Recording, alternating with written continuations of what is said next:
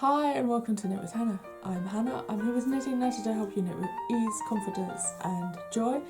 And that's what I'm giving myself this week as well, because I'm talking about my first week of knitting the jumper.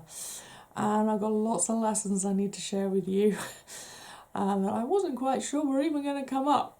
I just thought, oh, I'll film something when I've got something to say, and here we are. Actually, it's less than a week. I think the most interesting thing is every new knitting project will bring its own lessons, and I've talked actually about this before. There was a whole video about lessons that I've learnt from my knitting, and this is very specific to one single project, and I've barely started it. So there's lots of things to share with you. Let's get to it, shall we? The first thing, and it was just as I picked this up, so it's something I've also added to my list. I realised how I feel when I pick this up and about to start knitting it again. It's the project bag. It has made such a difference.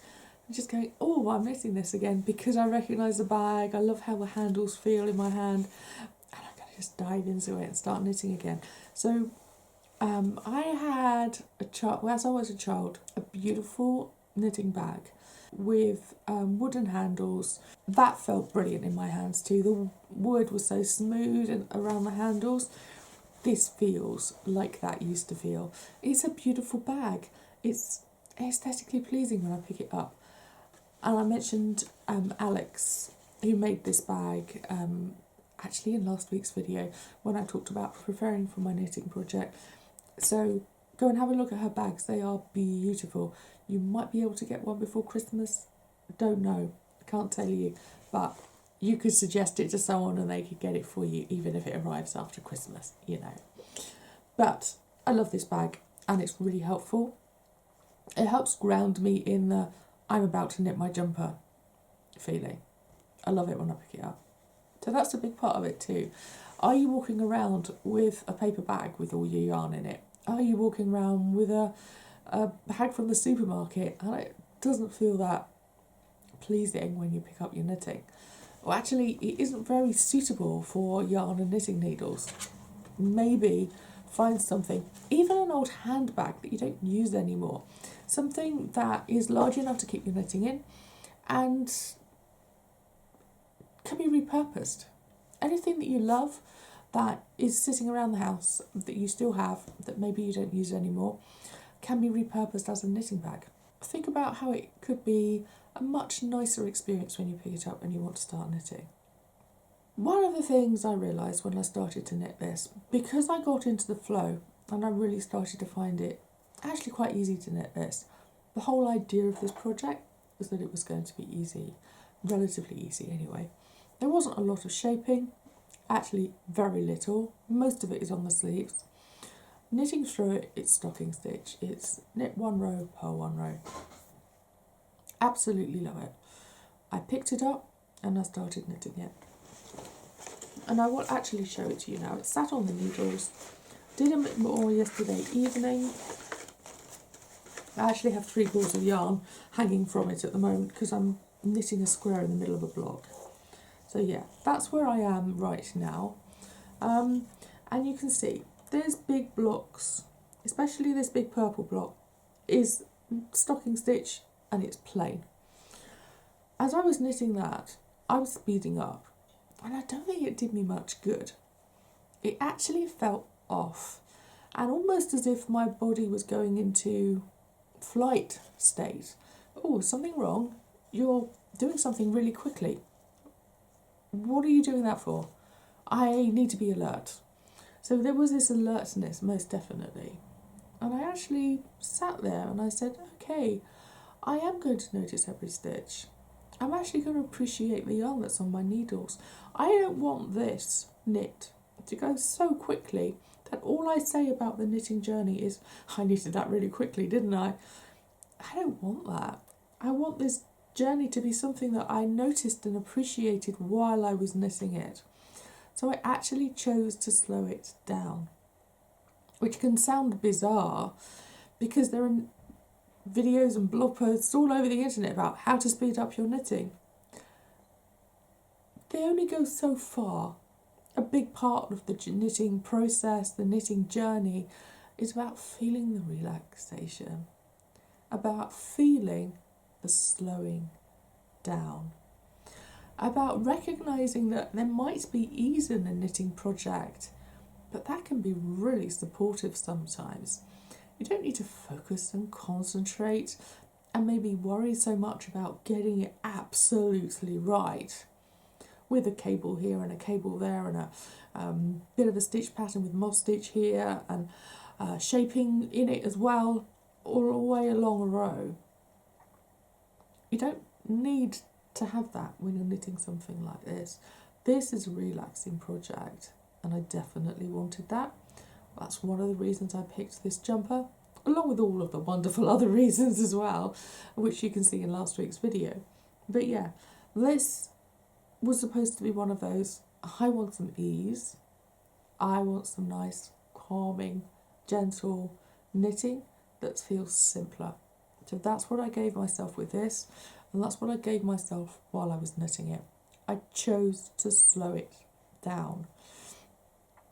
If you find yourself rushing through a project, wonder why you're rushing. Is there a deadline? Is there something telling you you have to go quickly? And if there isn't, do you want to go quickly? Do you need to go quickly? Do you choose to perhaps slow it down a little bit? Because it can feel very different when you're knitting at a great speed to when you're knitting at a pace that feels comfortable. So that's a big lesson as well. And I'm allowed to slow it down. I've not knitted something with so many stitches on my needles with such a plain pattern for a very long time. It was a real surprise that that happened, and I noticed it and I said, what's that about? Why is it happening? Do you want it to happen? Can we change it if not? And I did choose to change it. I'm really happy that I did. So the next one is how important I found it over the last week, and actually how effective I found it to be balancing two knitting projects at once. I'm knitting one for the business and obviously this one for me. The one for the business is very different. It's a small project. It's with different yarn. It's actually with new yarn that I've not used before. Different needle size, different pattern type. It does have cabling and shaping in it. And it feels so different. I'm really happy with it. And the whole point of knitting this alongside it is that the patterns are very different. Not only that, they have different intentions. The one for the business has the intention of, I'm testing this pattern again, I need to make notes on it if something doesn't feel right, or indeed if something is incorrect, I want to check it and test this new yarn, see whether it's working and look at it occasionally to see how the big picture is. I realised how much I enjoy knitting something purely for myself, and I realise how much I enjoy the knitting that is more of an exploration. It's more of a concentration knit, and I really like how I'm allowed to knit both in the same knitting session, and it feels great. It feels very freeing that I can say I don't just have to stick to one in one knitting session, and it feels actually really nice to say I don't have to keep going with one project and get it to a certain point. I can just say I'll note down whichever row I'm at. It's very random. I haven't reached a particular point. Like, I can't tick off that I just need to start the ribbing next time. I can't tick off that I've just finished a block of cabling. It's a very random place where I'm stopping. That feels really good, actually. I don't think I've ever really done that before. I just think, yeah, that point in the evening, I don't feel like focusing so much. I'm just going to pick up the knit one row, purl one row again and enjoy that. That feels really good. So balancing them is really helpful to me at the moment. maybe consider that for yourself. Do you have a personal knit alongside a knit for someone else, or a knit for charity, or two different types of knitting, lace knit and cable knit, plain knit and ribbing, something like that? What are you offering yourself in terms of even switching out the different yarns that you're using and the different needle size? So think about that. I found it really helpful. Needle size is very similar, yarn is very similar, but they're different and they have a very different feel and a very different intention to them. And I've really liked how that has really given me something to embrace and say, hey, that's new. I'm quite liking that in my knitting while I've started this knitting a jumper for myself. Okay, so this next one, I mean, I've learned it multiple times before, and I think this time it felt very different. It felt, oh, that's okay. And it's okay to unravel. This is my next lesson. And weirdly, and I say that because it does feel very weird, I just said, let me get the crochet hook out. You've dropped a stitch. Try and pick it up a bit. With these needles, with this yarn, the yarn actually is so fibrous. You drop a stitch, it just sits there. It doesn't form a ladder, so it doesn't alert you to say, please notice me, I'm dropping down. You're going to notice me next time you come across the row, aren't you? Come on, pick it up, sort me out. It doesn't, it just sits there. So there's no ladder dropping down the rows, and it's very unnoticeable. I dropped a stitch about here and knitted all the way up, and it wasn't until I started knitting this orange bit where it said knit 42, knit 20, knit 63. I thought, I'm a bit off there. I've got one stitch knitting. Oh, don't be daft. Just carry on for a couple of rows. And I kept counting the stitches and it was really weird. I thought, just take a look at that knitting and see what it is. There's something wrong with it. And I really had to get my eyes and my hands holding the fabric, looking at it really closely, before I noticed that one of the stitches here was just sat there and it was just skew a bit. And it was just skew a bit because it actually wasn't held on with the knitting above it. It was sat there and it wasn't knitted. And I thought, how on earth did I miss that? How on earth did it not get knitted? And how on earth is it sat there for so long? I mean, look at that. That's quite a distance. It was down here and it was, quite a way up. So I've only just knitted past where I reached before, but I unravelled all of that. I thought, okay, you're going to have to unravel that, aren't you? And when it came to actually doing that, taking the needle out, I was so calm about it. It really shocked me. Oh, that's fine. I really enjoyed the process. I've unravelled so much knitting in my life. This is another thing. It is part of being a knitter. It's so true. Every knitter needs to accept there will be times in your knitting life when you need to unravel something. That's okay. I can't remember which day it was.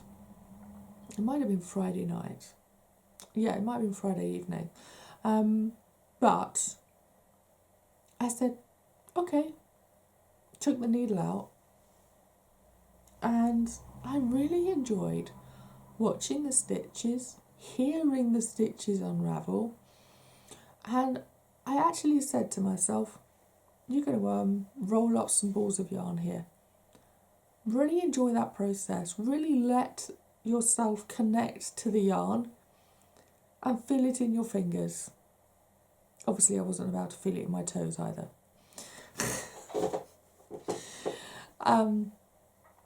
That's a song. What is it? I feel it in my fingers. I feel it in my toes. Love is all at Christmas is all around me. It's that time of year, isn't it? That's why it's in my head. yeah, Christmas is all around me. But I started to feel the yarn in my fingers, and I did what I did in that video where I scrunched up the piece of knitting and I just unravelled it very closely. So that was a fun bit of the evening. But I unravelled it and I rolled out the balls of yarn again. And I was okay with that. And I thought, okay, you just need to knit that purple bit again. By that time, I'd obviously written down how many rows that meant and where I'd got to. So I knew that I had to reknit all of those rows, and I started doing it that evening. And then I continued the next day. And you can see now that I am up there and I'm knitting that orange square in the middle of the back. But hey ho, it was bizarre because I started to unravel it and then I thought, are we getting there? That's fine. I started to reknit it. That's fine. I think, I say at the beginning of the videos, ease, confidence and joy. I thought this is going to be easy because I've unravelled before. I had confidence in what I was about to do. I didn't have any qualms about rolling the yarn up again, or being able to reknit what I'd just unravelled, and all of that. I just felt confident. And actually I said, where's the joy in this? Really feel the fingers wrapping around the yarn and the yarn wrapping around the fingers. Really enjoy the process of rolling those balls of yarn again. I don't mind rolling balls of yarn. It's actually good fun. So I actually looked for the ease, I found the confidence, and the joy was right there in front of me. And I said, this is part of the knitting process, and this is part of knitting my jumper. That's okay. So that was something. It is okay to unravel. This was a lesson that kind of came up, and I was a bit shocked by it actually. Finding the patience. That's a large block of purple. And when I got here, it said knit to 27 centimetres. And I thought, really? You're not going to give us any clue about how many rows that might be? You have the tension gauge before you start knitting. So obviously you have some idea. But it can be just slightly off. This is the interesting thing about tension, and I will come back to it as another point. More often than not, your stitches will be right on if you do your tension square and you know what you're doing. So your tension is the stitches that are most important. It's the rows that might be slightly off. And you want the stitches on rather than the rows on if they're slightly out from each other. And I think that is the biggest point. I knew that it would likely be kind of estimate that number of rows, but I didn't know. And in some ways, I'd rather have someone tell me, knit 30 rows, because then when I'd knitted 10, I'll go, hey, I'm a third of the way there. I'm getting there. It's okay, I'm doing it. But without actually a number, it felt a bit weird. And actually what I don't like about that is I have to sit there and get the measuring tape out and go, am I there yet? I don't want to go over and then have to unravel 3 rows or unravel 6 rows or whatever. Estimating the distance that I've knitted while I'm actually knitting isn't so easy as counting the rows. It's just one of those things. So I had to find patience with it. I allowed myself breaks, and as I've already mentioned, I'm picking up the different projects and obviously knitting backwards and forwards. This is the longest section of plain knitting in one colour throughout the whole jumper. So that, once I've done that, it's actually a really good gauge for other parts of the knitting pattern where it says knit to a certain centimetre. I will come back to this and measure it and find out how many rows it is. It will give me a better idea than guesstimating with the knitting patterns gauge. feel my own knitting is better to measure than a number on a page. So yeah, I knew while I was doing it that this was the longest part. In some ways that made this feel a bit more daunting. It's a large part of knitting. So I didn't want to get bored, so I picked up different knitting pattern in between, and I was knitting other things. So I also took breaks. I put it down for a bit and I watched something on the TV with Nick and just broke up my day. And that's okay. When a project feels repetitive, give yourself the permission to break it up. Give yourself the permission to, in some ways, say, hey, that's part of knitting. And maybe look at other parts of what you're knitting and say, is it broken up at all in other parts? Am I looking forward to that bit? Or am I just not embracing the individual stitches? Because this is what this made me do as well. Because it's a long row, it's over 100 stitches. It's also only just using the first colour that I picked up and started knitting with. I'm sitting here knitting all the way through that, just with the purple. I've used the purple in my knitting before. I've used the grey in my knitting before. I haven't knitted with this colour, and I've not used with the ginger. This is tawny, by the way. This is a ruby colour. And the ginger, orange, I've not used that for a long time in my knitting. But the purple I've knitted with so many times before in the recent past. It just felt a bit, yeah, done this before, been there, done that. So I didn't have that much patience with it. It made me slow down. It made me sit there and say, look at the yarn, feel how much you appreciate the stitches, and look at every stitch. And see every stitch. And actually see how every stitch is formed on this size of needles. All of those different things just made me sit there and go, oh, well, that's fascinating. Oh, that's really interesting.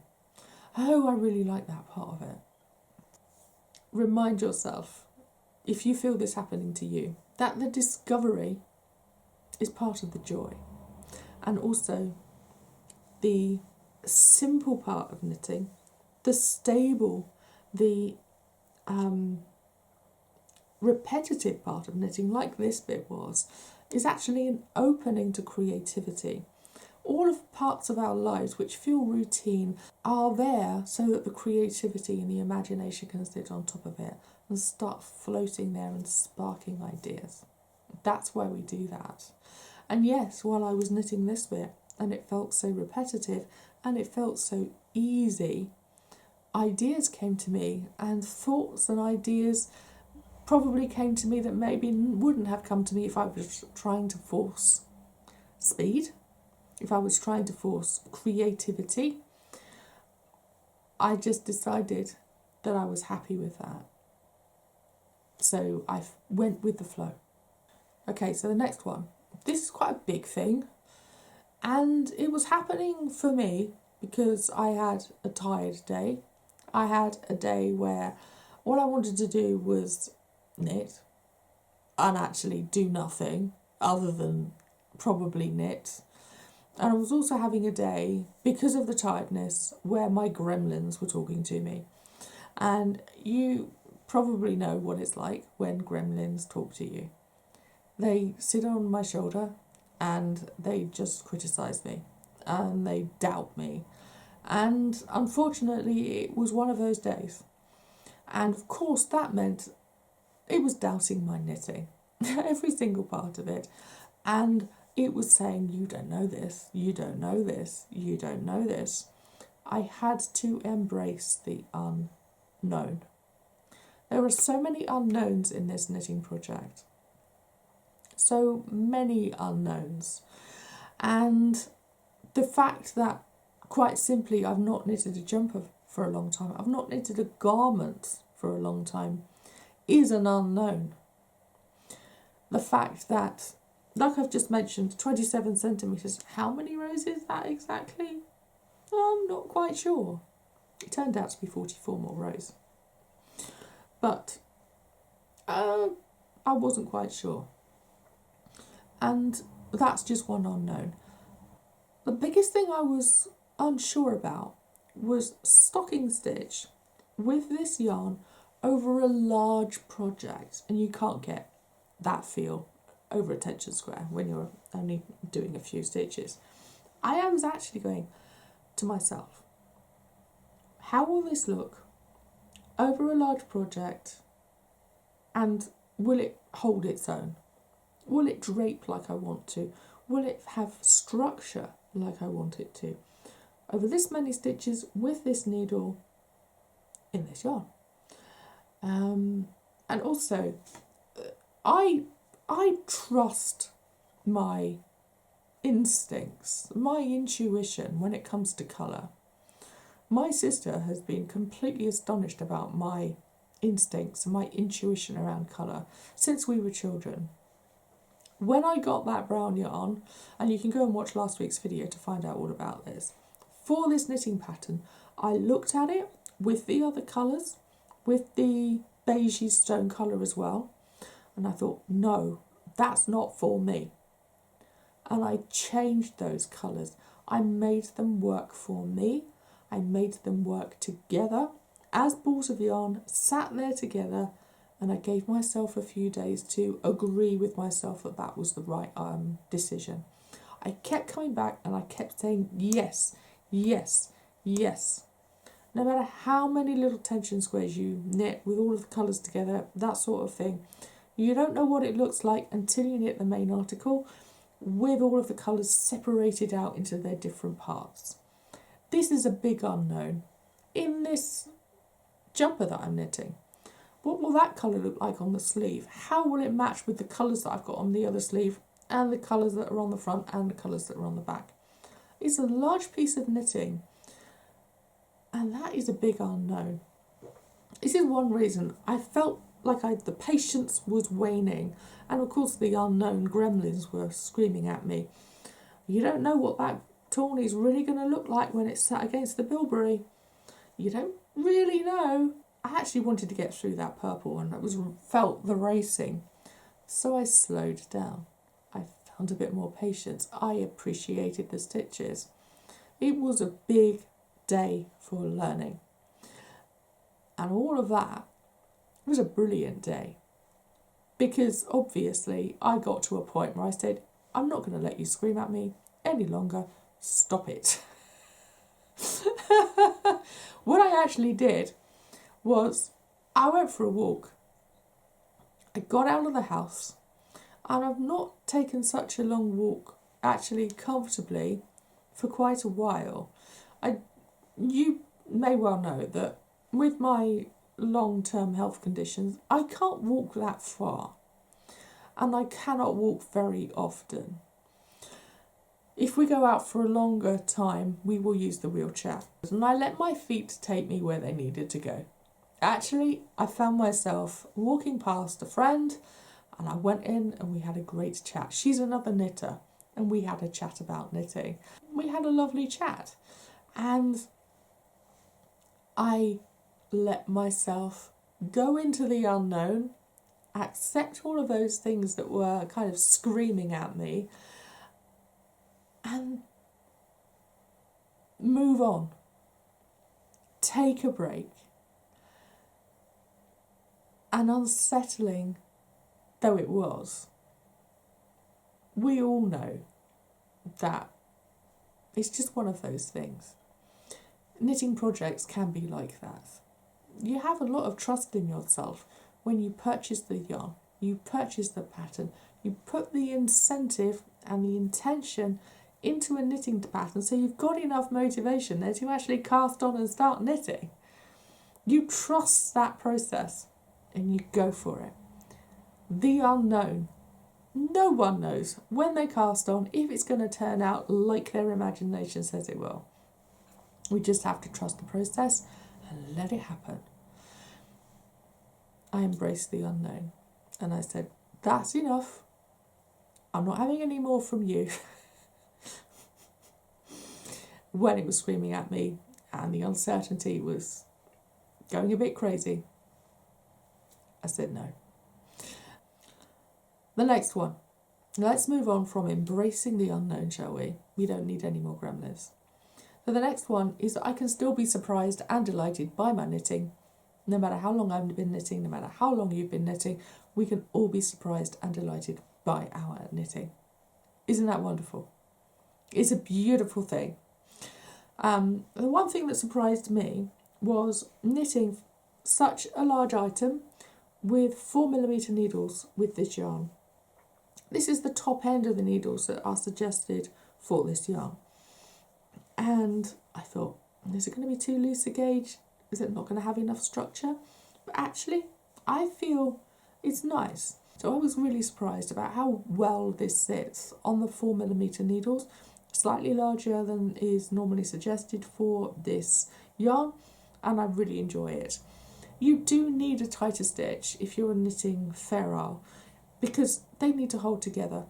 Yeah, that's what I was wondering. Would it work with a larger needle? And yes, I was surprised and delighted by the fact that it did. And with the more stitches, it works and it looks fabulous. We have had a lot of lessons there. I think it's 8. I want to actually sit back and rest in the experience of knitting this jumper. You can see that now from what I've just told you. All of those knitting lessons, the times when my gremlin was going a bit crazy, and how I coped with it and how I moved on, and all of those things that came up while I was knitting this to say, actually, what are you doing? Can you do something differently? And they were all lessons, and they were very important actually. I've not knitted a large jumper with this many stitches on my needles in a very long time, and I'm really happy to do it. This is something that's going to be worn. I'm going to enjoy it. It's going to fit, it's going to flatter, it's going to suit me so well. I'm absolutely going to love it, and I'm going to look fabulous in it, darling. But yeah, it's a very different knit to what I've knitted for a long time, and I'm very pleased all of these lessons came up in just the first week, and not even the first week. The knitting journey can just bring so much, can't it? Let's appreciate that. Let's share in the comments. I would love to know, what have you learned from your current knitting project? A lot? A little? Is it just the yarn? Is it the colours that you're knitting with? Is it the shape that you're knitting? Is it the knitting pattern that you're reading? Is it even the stitch pattern that you're doing? Have you learnt one new stitch that's opened your eyes to a whole new world of knitting? What have you learned in your current knitting project? Do share in the comments. If you've enjoyed this video, then do subscribe and hit the like, and thank you so much for watching this far, because I have a feeling it's quite a long video. It's 8 points, and I did ramble on some of them, but some of them are so interesting and so helpful, and I thought it might be a few weeks before I share how this is going, but hey ho, it wasn't very long, was it? So much came up so quickly, and I think I've actually got further than I thought it would in the first week, so that's nice. It may not take me over a year to knit it. It may take me a matter of weeks, like 6 or 8 or 10 or something, but this is only the back. You know, there's a lot to go yet, and yes, I will share more with you. Obviously, I've been so quick to do it right here, right now. And do let me know if there's anything else that you're interested in or curious about, or you have questions.